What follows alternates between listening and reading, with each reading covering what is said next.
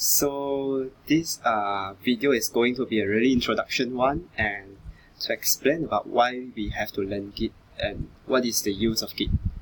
So to do everything, at least in my opinion, we need to come with a purpose. So the purpose of using Git is to make yourself life easier and to make other engineers' life easier. I wanted to make slide previously, but seems like I don't have much time to prepare a slide. Then, so I might as well just put a picture of cat in case you guys feel a little bit like bored watching my face.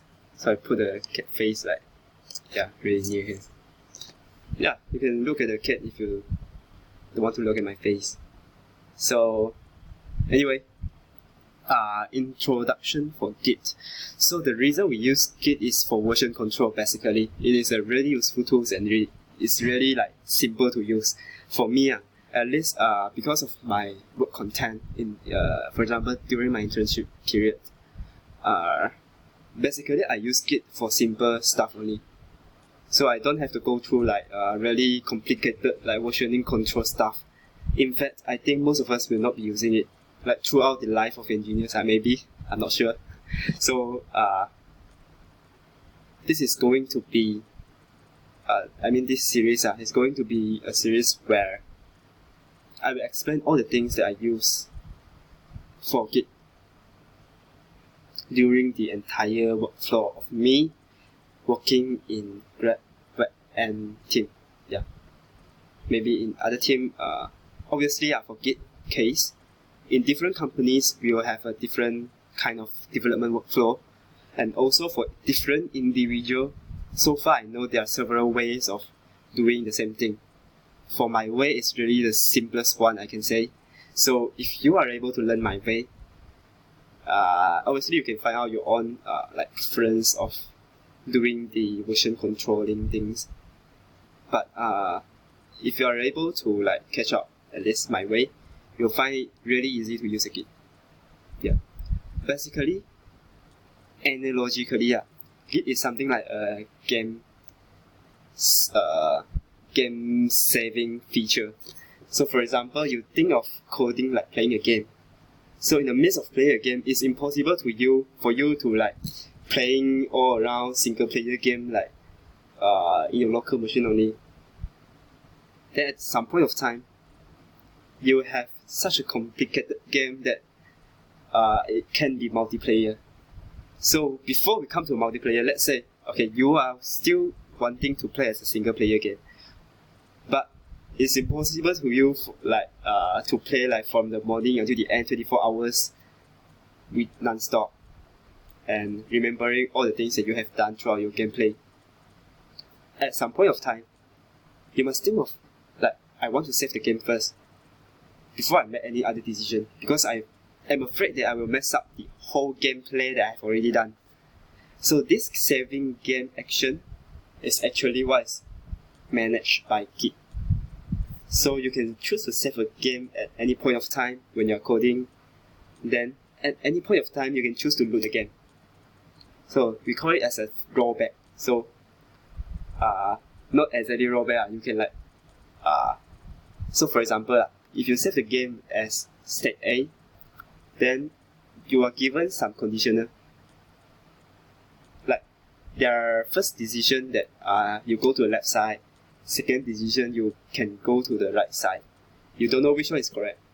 So this point of time, you save the game first, then you try it out. You try to go to the left side and see whether it works well or not. And perhaps at last you find the left side is the wrong way, so you want to go to the right side instead. So you load the game for this state, and again you go to the right side. Then you find the right way. Yeah, saving game and loading game is basically what Git does. It is actually more powerful than this, especially when we come into the case for multiplayers.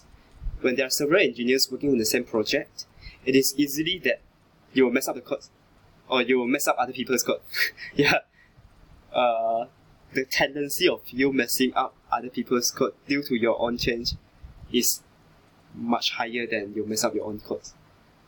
So for example, if the legacy project, they will have like millions of codes, for example, or tens of thousands of codes that are being done by every single one of you. So this project will be a very big one, and you'll change, although it's like a single change, maybe you just change the variable name, but you cannot guarantee that this small change will not ruin other people's code if they're dependent on this variable, right? So Git is in charge of making sure that you do the update properly. Okay, again, I'm saying that you do the update properly. I'm not saying that you do your codes properly. Why? Because the limitation of Git is that it only works on making sure that your codes are updated before you merge them to the main storyline, which is the master in your GitLab. So the importance of GitLab, it shows up now. Okay, just like I was talking Git all along the way, not talking about GitLab. So Git is for version controlling. So now it comes to GitLab. What it does is that it saves the game state online, so people can play multiplayer. Okay. Also, after you merge the codes, usually we will come to a stage, which is called CI. CI is something like integration testing to test that your codes will not ruin other people's code, and especially those with the dependency of the changes you make. So they will run the tests, and they will make sure that all the tests pass, so that your codes, which just merged with the master branch, is reliable. Yeah, basically this is a workflow I already explained. So far I know lah.